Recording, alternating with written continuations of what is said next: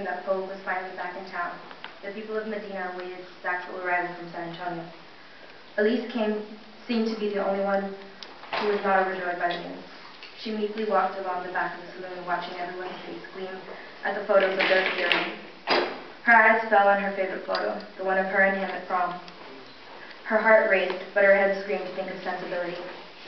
Pogue was returning from the war, and it had been almost 3 years without him by her side. She feared the time had changed him, either his beliefs or his heart. The silence overwhelmed the makeshift saloon as a rusted gray and white Chevy truck, clad in red, white, and blue ribbons, came puttering down the hill. Suddenly the band began to play Amazing Grace.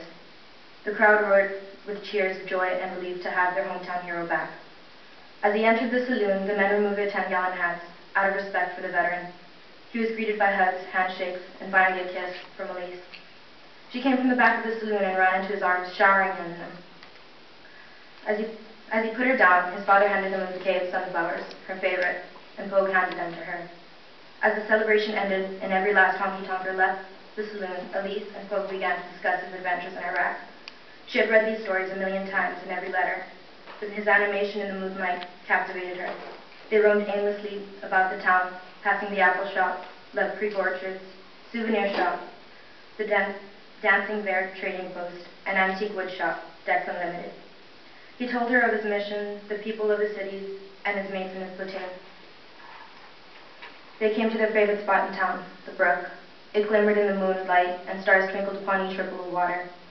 She sat on the wooden swing that hung from the old oak tree where they had carved their initials in.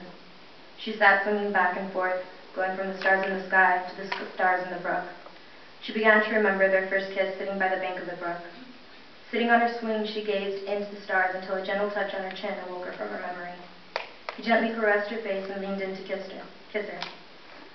She awoke due to a loud crash from the cymbals in the saloon, on the bank of the brook, lying, alone, by a bed of sunflowers.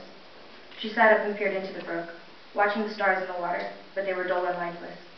The moon retained its figure, acting like a spotlight on the brook. The creaking of the swing in the close vicinity, the sound of crickets all around, and a warm summer breeze continued to take her back to the time of happiness and safety. She slowly began the journey home, walking alone. Her only companion was the caress of the wind. She passed Decks Unlimited, where he had bought her the old oak tree swing. Then the Dancing Bear, where he bought her the silver promise ring engraved with sunflowers and lilies. And last, she passed the Love Creek orchards, where they went on their first date for apple-flavored ice cream and fruit-flavored honey. She found herself gazing into the dance hall, watching young and old couples dance together. Suddenly, she was there with Pogue, dancing their favorite two-step. He was dressed in his favorite blue Levi's jeans and brown button-up shirt, with his flashy belt buckle designed into a steer's head adorned in gold and silver, and his brown hat and dancing boots. Elise saw herself dressed in her favorite pink and beige sundress and brown dancing boots, with her long, wavy, dirty blonde hair twirling in every swift turn. The band stopped abruptly at midnight for a moment's silence. It was Pogue's birthday, and the 4-month anniversary of his death. She found herself staring into the dance hall. She saw Pogue's parents at a table with their heads bowed in prayer. His mother's face was a sight of wonder. She held herself together well, but she could still see the tears glistening down her porcelain-colored skin. His father sat proud with his head bowed in to honor his son, but not a tear was shed. The group had opted to celebrate Pogue's life instead of mourning his death. The hall had been decorated in his high school colors, the number 11, his jersey number from football, all about the building. On wooden bar stools, the wooden planked walls, the stage, the men's armbands, the women's pins, and on a picture of him and Elise sitting in the center of the dance floor. She had made up her mind not to attend the party. She could not find it in herself to celebrate his life while he lay buried in the city cemetery. She decided to go back to the brook where they had spent their last night together. She took the last letter he wrote her and her CD player and headed to the brook.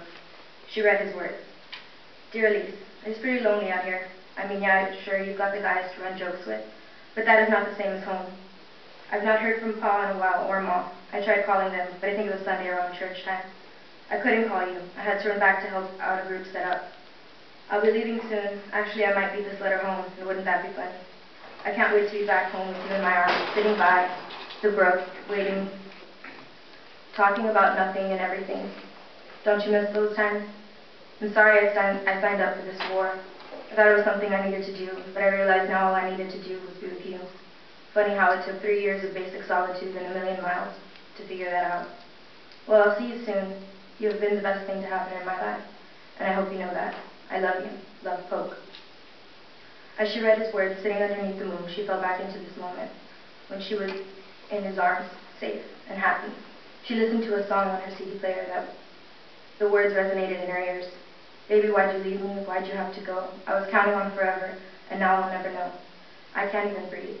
It's like I'm looking in the distance, standing in the background. Everybody's saying he's not coming home. This can't be happening to me. Is this just a dream? And she awoke in a dream of him pushing her on the swing, and everything seemed well again. Okay.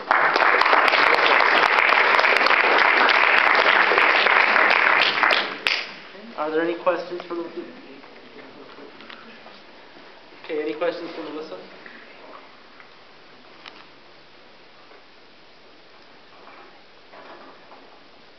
Who's your best friend?